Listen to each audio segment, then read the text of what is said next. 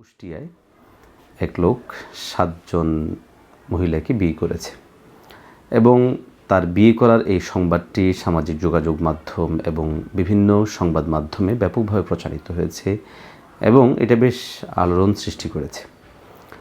তো আমাদের অনেক লোকজন তাদের জ্ঞান স্বল্পতার কারণে হোক অথবা ইসলামের বিধিবিধান সম্পর্কে না জানার কারণে হোক দেখা যাচ্ছে যে এই বিষয়টাকে খুব ফলো করে প্রচার করছে।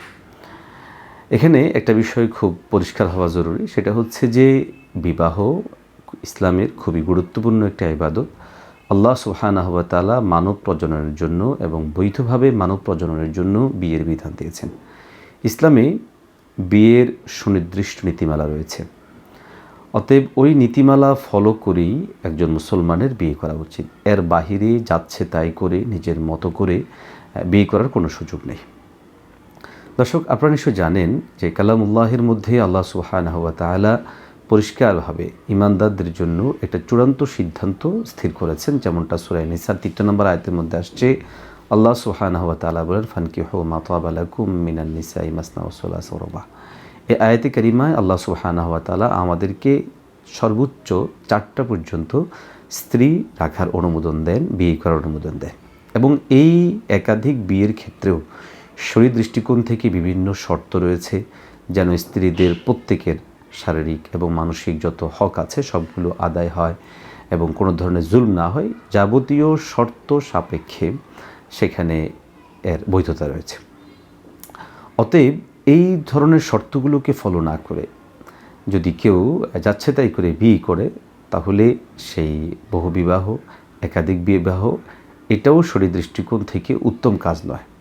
কিন্তু যদি 4-এর অধিক গিয়ে বিয়ে হয় তাহলে সেটা শরীর দৃষ্টিকোণ থেকে সুস্পষ্ট হারাম এবং অবৈধ।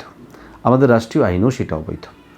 অতএব এই যে কুষ্টিয়ায় বিয়েটা হলো, এই বিয়েটা কোনো অবস্থাতেই শরীর দৃষ্টিকোণ থেকে গ্রহণযোগ্য নয় এবং রাষ্ট্রীয় আইনও গ্রহণযোগ্য নয়।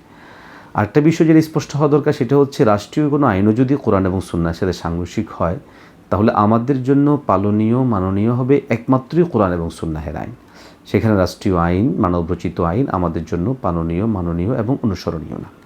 তো এখানে বিয়ের যে বিষয়টা, এটা নিয়ে যেখানে আমাদের রাষ্ট্রীয় আইন এবং শরিয়া আইন বইটা সামঞ্জস্যপূর্ণ, সেখানে এই লোক কোনোটাকেই কেয়ার করলো না, বরং সে দোনোটাকে করে সে 7টা বিয়ে করলো এবং এটা নিয়ে পত্রপত্রিকায় বিভিন্ন সংবাদ ছড়ানো হচ্ছে। আমরা মনে করি এ ধরনের সংবাদ ছড়ানোর একটা উদ্দেশ্য থাকতে পারে। সে উদ্দেশ্যটা হচ্ছে মানুষের মাঝে জেনা ব্যভিচার ছড়িয়ে দেওয়া, মানুষের মাঝে শরিয়া ইসলামের যে বিধিবিধান আছে সেগুলোর ব্যাপারে গুরুত্ব কমিয়ে আনা। অতএব আমরা এ ধরনের ঘটনার তীব্র নিন্দা জানাবো এবং আগামীতে যেন কেউ এ ধরনের কোনো কাজ করতে না পারে তাদের ব্যাপারে প্রশাসনিকভাবে বিভিন্ন আইনানুগ ব্যবস্থা গ্রহণ করা এবং শরীর দৃষ্টিকোণ থেকে যারা ওলামা আছেন তারা এ ধরনের ব্যক্তিদেরকে বুঝিয়ে প্রশাসনের মাধ্যমে তাদের ব্যাপারে ব্যবস্থা গ্রহণ করাটা জরুরি।